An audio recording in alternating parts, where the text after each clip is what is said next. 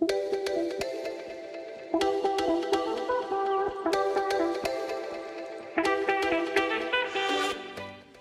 and welcome to Take Six. I am streaming executive producer Thomas Mates, not Julie Broughton, despite what the lower third there says. I do apologize for that. Julie Broughton is going to be covering for News 6 meteorologist Jonathan Kegas this evening, so she is coming in later. So you've got me on this fine Friday afternoon. We've got a lot to get to, but first we've got some breaking news that we've got to cover.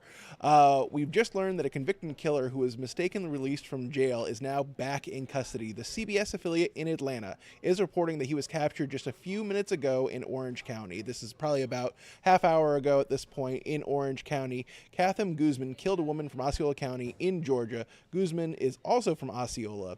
He was convicted there, went to jail, but then was mistakenly released. We're gathering new details on how he was captured, where he was captured, and all of that. We'll have the update coming up on News 6 at 4.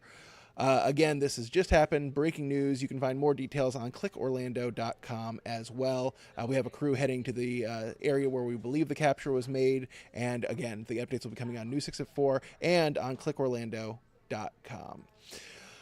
In addition to that, we are also going to be taking a look at debt relief for millennials here in Central Florida. There's a nonprofit that can help people restructure their debt in a way and get back on track. We're also going to be taking a look at the important issue of maternal mental health.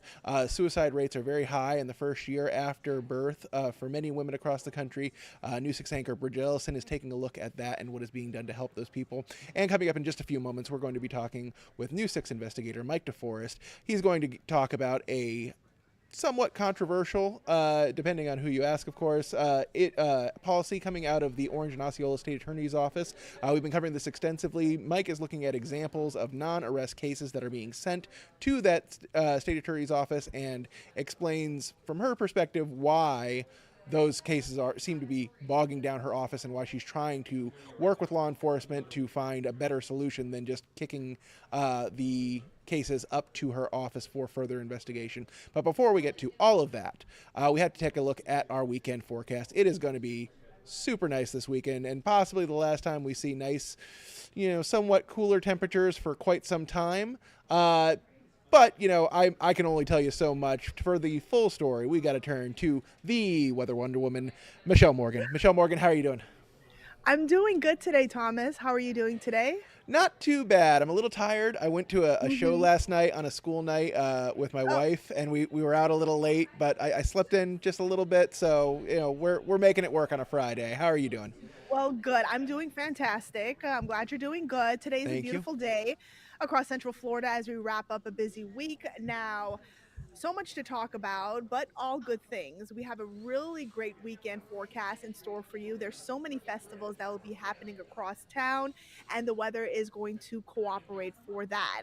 Also, if you are not an insider, go ahead and sign up. It is free, and you will have access to our new 6 Weather Insider, where we post every week on Thursdays at 5, where we do deep dives on things, all weather happenings, not only here in Central Florida, but what's happening across the country and what's happening across the globe. So for today, here's what you need to know if you are planning your plans. The setup here, we have a front off to our north and west. It is rather weak, but it may bring some showers and a few isolated thunderstorms to Central Florida later on this evening. Now, the first half of the day will be fine, will be gorgeous.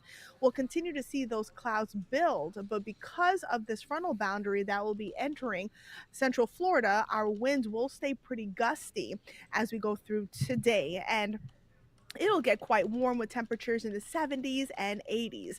Right now, if you're heading out to lunch, we're in the middle 80s or 70s across our inland spots. We'll get into the 80s later on today.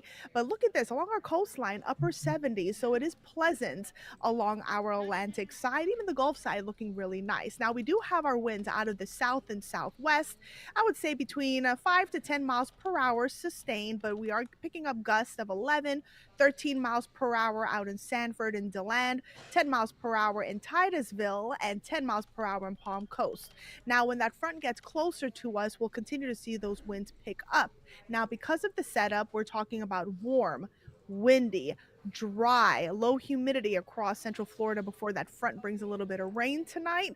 There is a fire weather warning for a good chunk of central Florida. So that includes Seminole, Lake, Volusia, Orange, Polk, Osceola, and northern Brevard counties, where critical fire weather conditions are possible. So, no burning today.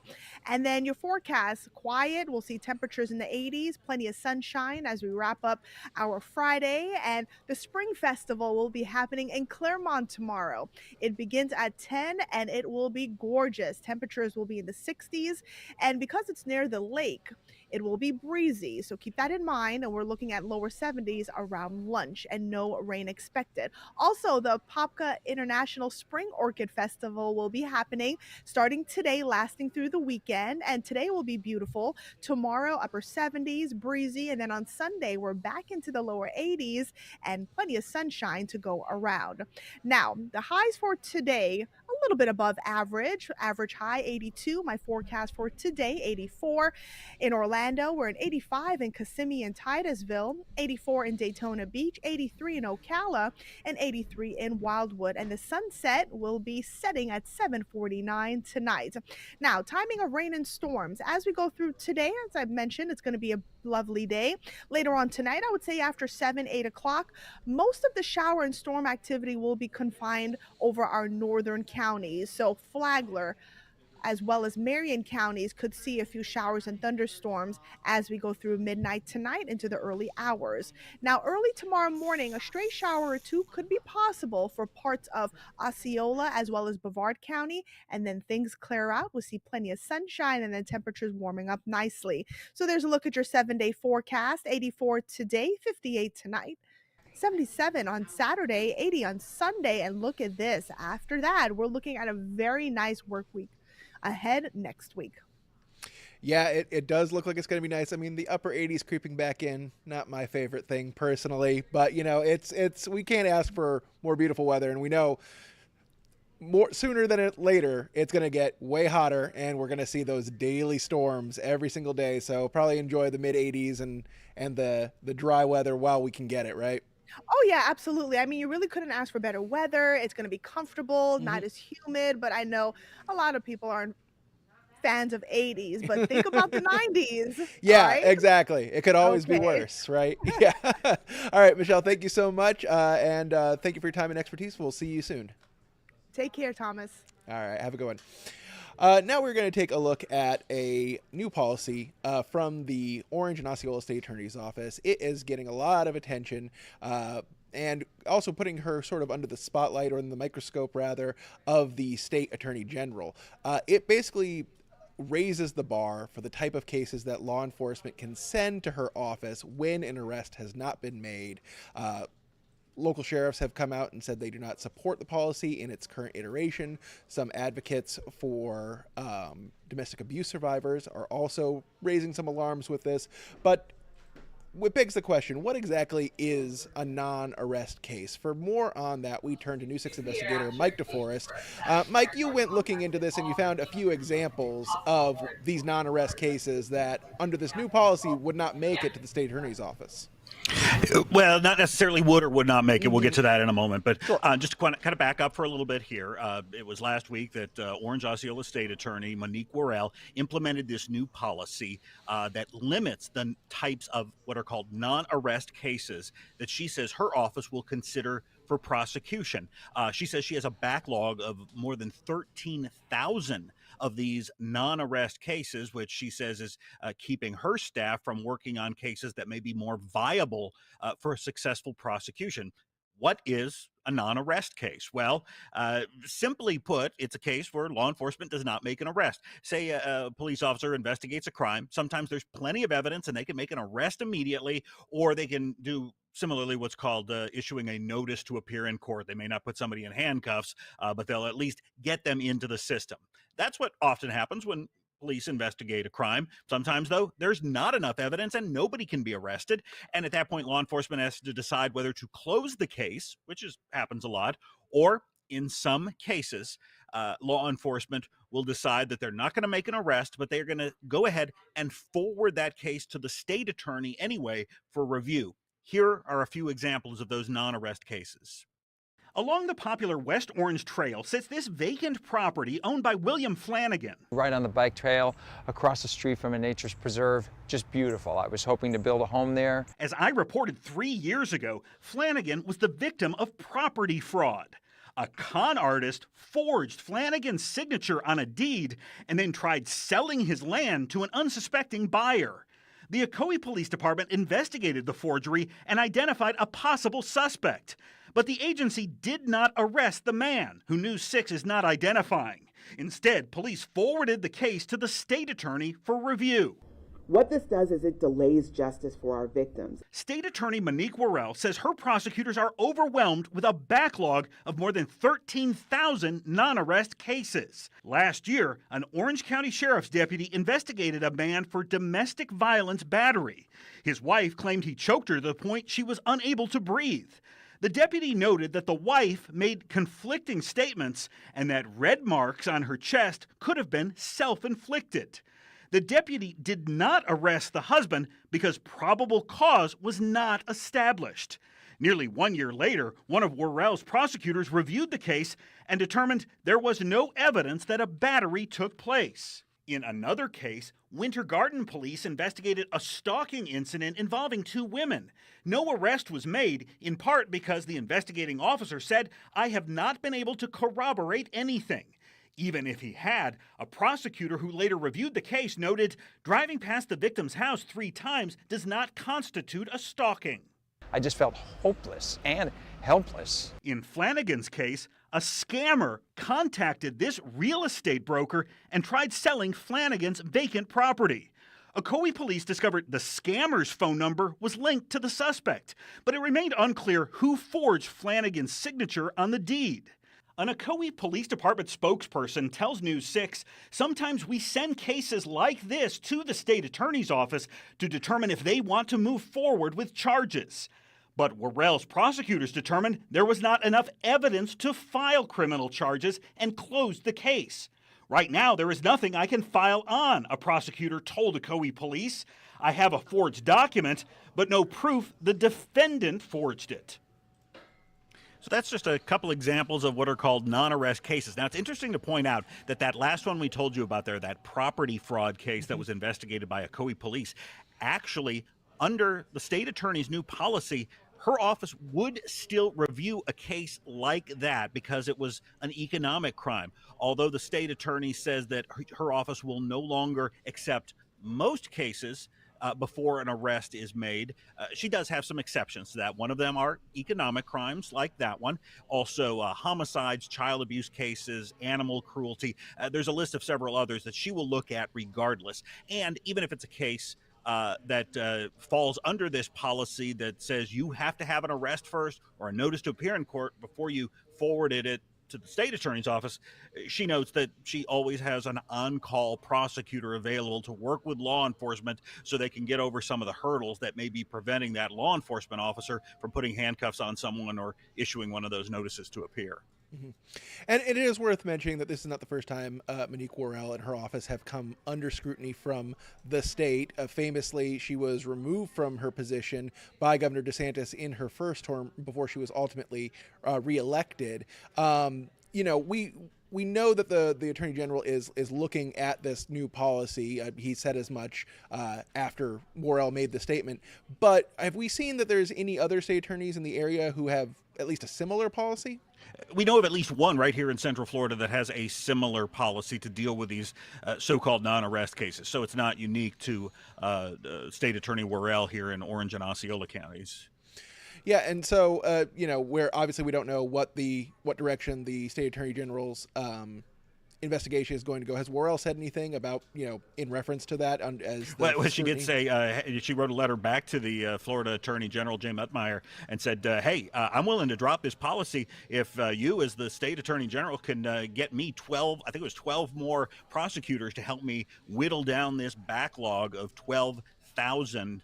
Or I think it's more than 13,000 now of these non-arrest cases. And the way the State Attorney Worrell puts it is for law enforcement to make an arrest, they have to have what's called probable cause, which is actually a very low legal standard to be able to show. And I don't want to try to quote, because I'm not a lawyer, what the exact wording of that standard is. But nonetheless, law enforcement has a much lower standard to bring someone in on a potential charge. The state attorney has the highest burden, which is proving to a jury beyond a reasonable doubt that the defendant is guilty of the accused crime.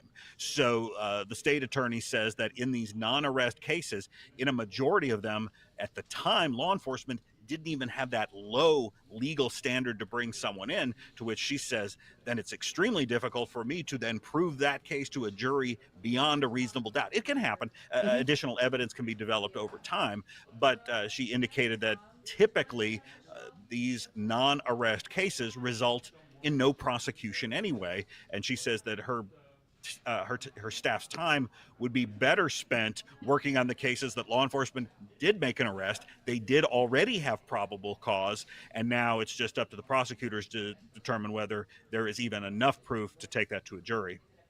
Yeah, and it's also worth pointing out, I believe during her announcement last week, Worrell even said that she had initially hired additional staff to deal with some of these cases, but they were ultimately let go when she was removed from office.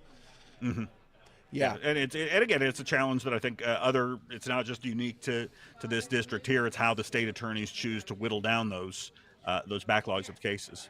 Yes, absolutely. So we'll continue to follow this, and I know that we'll see what develops from this. Obviously, like we said, Monique Worrell, not a stranger to scrutiny from the state, so it'll be interesting to see how things develop. Mike, thank you so much for your time and your expertise on this. Take care. All right, with that, we are going to take... Sorry, Mike. Hey, I guess I'm not taking... Okay. Yeah, now you're gone. Right, I apologize. Didn't want to jump the gun there. Okay. Can I go to lunch now, Thomas? I think you can. Thank you. Okay, I'm out of here. All right.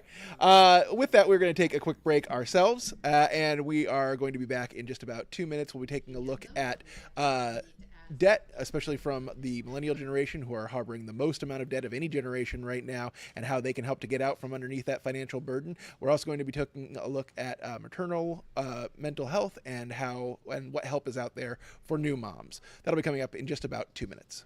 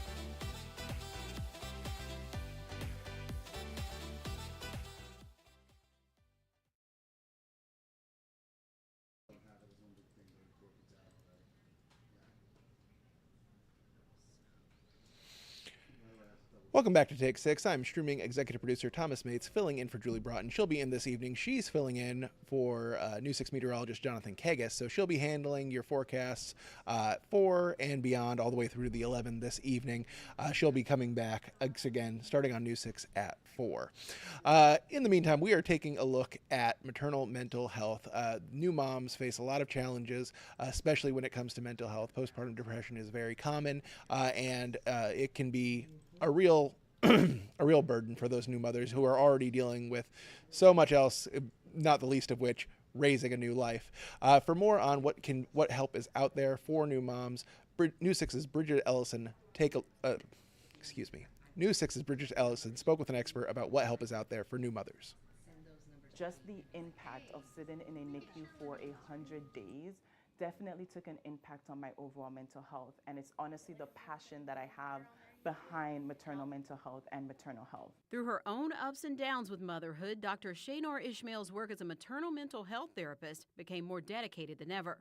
Her team at Inspired Counseling Center offers support to everyone and specializes in mental health care for patients before, during, and after pregnancy. I realized there was a gap in the resources that were needed for women as they navigated this period. Various types of stress and family history are believed to be major triggers for maternal mental health conditions, yet a majority, 75% of women impacted, go untreated, putting mother and baby at higher risk for complications. So it plays a major role in the overall perinatal period, which is why it's so important to address it, to acknowledge it, and also to be proactive in preventing the development of symptoms. So what's causing this huge gap in care? Many times stigmas around mental health and lack of awareness.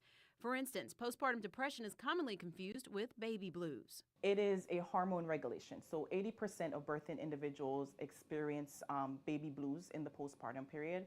That should start to wane around 4 to 6 week mark.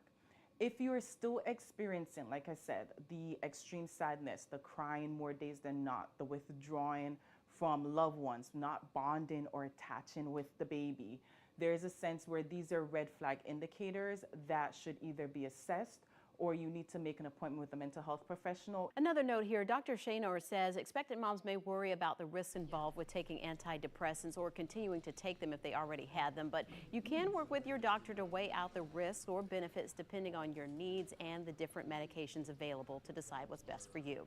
I'm Bridget Ellison, News 6. It's important information for mothers out there, and mental health is important for everyone. If you haven't seen a counselor, look into it. It's changed my life, and I'm sure it can change yours too. Now we're moving on to another thing that can cause a lot of stress in people's life: debt. The millennial generation, my generation, are the biggest carriers of debt right now, living and working right now. There's a nonprofit here in Central Florida that can help you get out from underneath that financial rock and get you back on track. News 6 producer Robert Brewer has more on that story. We were thinking about selling one of the cars. We couldn't go anywhere because we weren't paying for gas and stuff. Is too high. That's Michael, an account executive with Salesforce development company Flosum. His family was in the same situation as millions of Americans, mounting credit card debt with nowhere to turn. It was a difficult time to think through that, wanting to take care of my family, my kids, my wife, and make sure I make ends meet. And so we were pretty stressed. Stressed because his debt snowball had reached $46,000.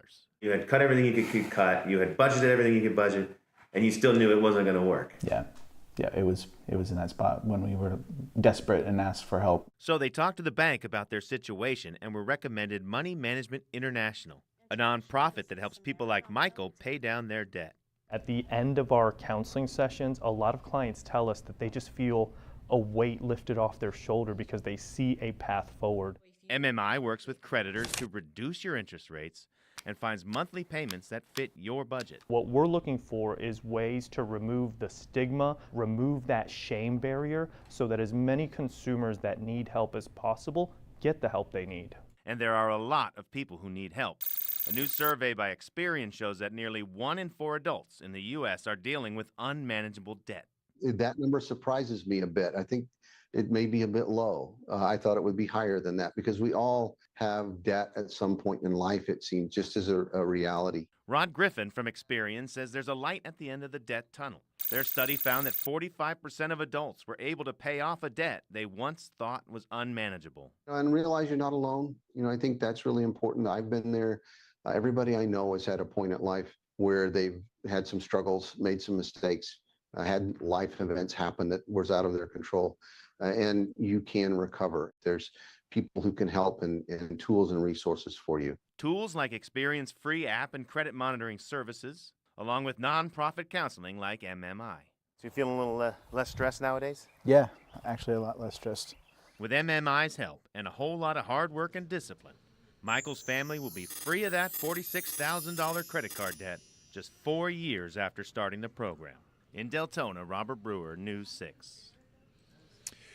It's great to know that there is help out there for people who are struggling with that credit card debt. That'll do it for us here on Take 6. As we said before, it is going to be a gorgeous weekend. Get out there and enjoy yourself. We'll be back on News 6 at 4. News 6's Julie Broughton. We'll be here with your full forecast for the weekend ahead and the work week beyond that. And of course, we'll have all your headlines, including that breaking news that we talked about right at the top of the show, the convicted murderer who was recaptured here in Central Florida. All that'll be coming up starting on News 6 at 4. Thank you so much for your time today, and have a pleasant day.